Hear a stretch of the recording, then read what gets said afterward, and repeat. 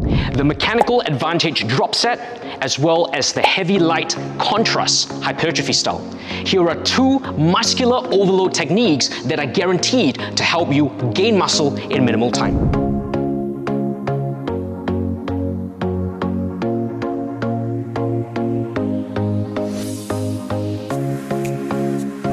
Hey guys, welcome to today's episode. We are going to be talking about muscular overload techniques. What might come into mind will be things like a drop set or a superset. However, I'm going to introduce to you two specific overload protocols today that is guaranteed to help you build muscle in minimal time. The first protocol that I'm going to introduce is called a Mechanical Advantage Drop Set. So not a normal drop set, but something called a Mechanical Advantage drop set. How does this work? I'm going to illustrate what a mechanical advantage drop set is by performing an example for you. So I've chosen a squat. And the reason why I've chosen a squat is because it's a big bang for buck movement, and I can also change the positioning of the bars as well as how I move my body in order to allow me to make the set easier. So what I do is I choose a squat movement, which is the most difficult movement amongst all the squat variations that I'm going to perform. That becomes my first and primary movement. In this example, I'm performing a high bar cyclist squat. Now, in performing this movement, it is the most difficult because it is very quad dominant.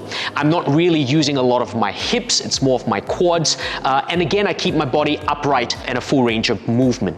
I perform this a cyclist squat for as many reps as I potentially can perform, and once I'm fatigued and I can't do so anymore, I rack the bar back and immediately I start in a high bar back squat. So again, there is no drop of the weight because that's not the point of this exercise. It is to keep the same weight, the same load, but changing the positioning of how I perform the movement. So I've chosen a high bar back squat as my second variation to continue on. Why do I do this? Because in a high bar back squat, my heels are flat, they're not elevated. So as I come down all the way, I can actually engage my hamstrings and my glutes, my hips, to really help me to pivot and lift the weights up. Now, with that saying, this becomes an easier variation of a squat than the high bar cyclist squat. So now I've got the high bar back squat and I perform this for as many reps as I can perform until I can't do anymore. Then what do? Again, I don't drop the weight, I maintain the same weight, and I go into my third variation, which is now a low bar back squat. So the bar sits lower on my back. The movement is more of a hip hinge, which means I push my hips backwards. It is very much a glute dominant, hip dominant movement, which allows me to lift an even heavier load.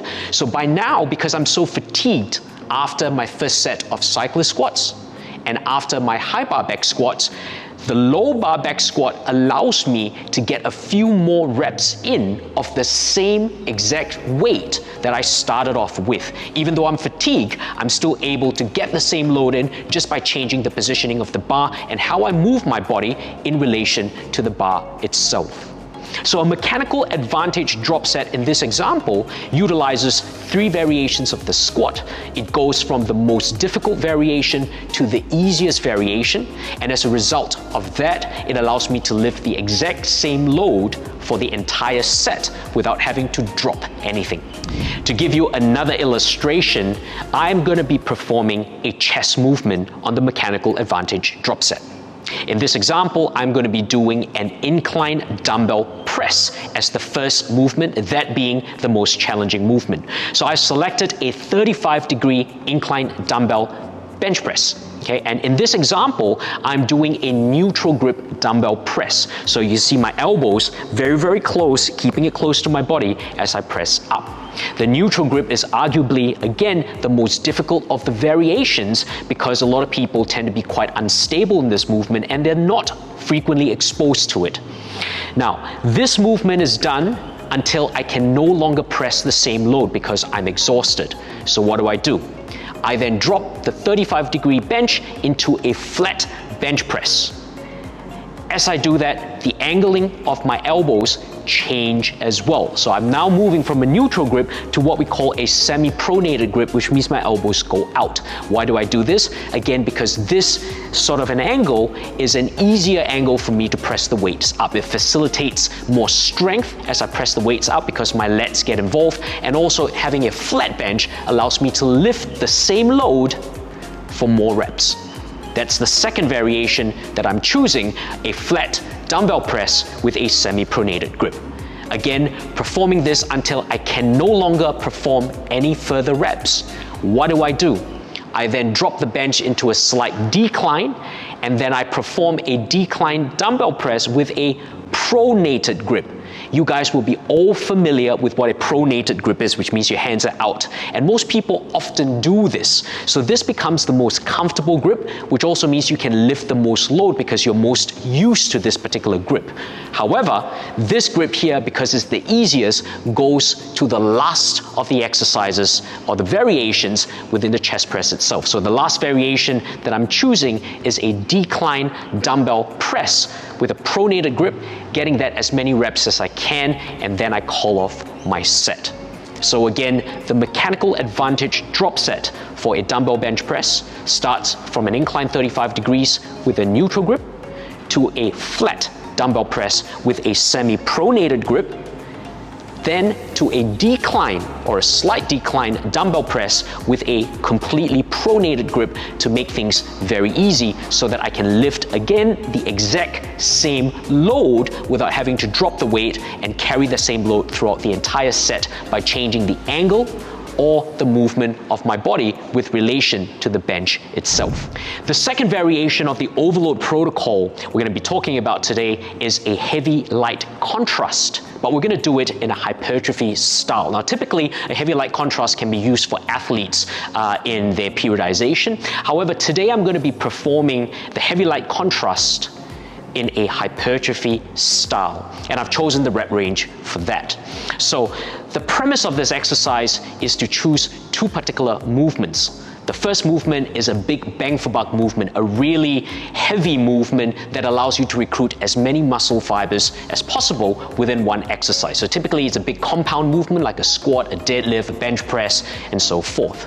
And then the second movement is a movement that is easier in that sense. It allows you to explode in that particular movement, and you're doing a much lighter weight for much more reps. So here's how a heavy light contrast for hypertrophy will work. So the example I've chosen for my heavy light contrast is going to be a squat. I'm going to start off with a heavy squat, and in this particular example, I'm focusing on extended eccentrics on a squat, which means that I'm letting myself down as slow as I can to maximize the recruitment of muscle fibers. I choose a weight that I can do potentially for 4 to 6 reps, so it's a significantly heavy weight, and I really control myself on the way down, and on the way up, I don't explode. I still want to lift the weight carefully and bring it up at 1 second. So 5 seconds down, 1 second up, 5 seconds down, 1 second up, and I perform this for 4 to 6 reps. Once I'm done with the big movements and I'm fatigued, I give myself about 30 seconds break, and then I go on to a light exercise, an exercise that I can do 12 to 15 reps, which gives it the name heavy light contrast. Okay, so the contrast of the two exercises and the rep ranges is what we're looking for. So I'm going on to the second exercise, which is a leg press. In a leg press, I choose a lighter load that I can perform for 12 to 15 reps. And what I do is, again, with this particular exercise, control it down, but I want to explode the weight up. Control it down, but I want to explode the weight up. Watch carefully as well as I perform the leg press that my knees are not locked out. So I don't want to lock my knees out because that could potentially hurt the individual doing it, myself. So I want to make sure that my knees are strong at the top position, which means I'm recruiting my muscle and holding it firm, but I'm not locking it out. Okay, so 12 to 15 reps for the heavy light contrast. The second example I'm going to give you for the heavy light contrast is an upper body example where I am choosing the bench press as my primary lift of 4 to 6 reps. Again, choosing a weight that I can perform for 4 to 6 reps, nice slow tempo down, really controlling myself on the eccentrics to overload my body to maximize the recruitment of muscle fiber. And once I'm done with my 6 reps, I take 30 seconds as a break, and then I perform an explosive movement. And what I've chosen is explosive push-ups with a clap. So I'm going to be performing this for 12 to 15 reps. And the goal here is to try to explode as much as I can to get the clap in. And you realize that as I start to fatigue out, I would also start to slow down on my ability to explode. But here, the focusing on trying to explode is actually key. So I may not be moving fast, but the focus on trying to explode is really what would help me to recruit those type 2B muscle fibers, which are the biggest, the largest, the most explosive muscle fibers that you will want to recruit for maximal muscular growth. Okay, so my upper body example, 4 to 6 reps of the bench press. Take a breather of 30 seconds, moving on to explosive push-ups for 12 to 15 reps. So in summary, guys, 2 principal overload techniques for your muscles. In case you're bored with just your drop sets or your supersets, here are 2 that you can use: your mechanical advantage drop set, as well as your heavy light contrast with a hypertrophy focus. Make sure you give these 2 techniques a go. Let me know how you go with it, and put in your comments below your thoughts, as well as what you want to see from us in future videos. And I'll see you in our next episode.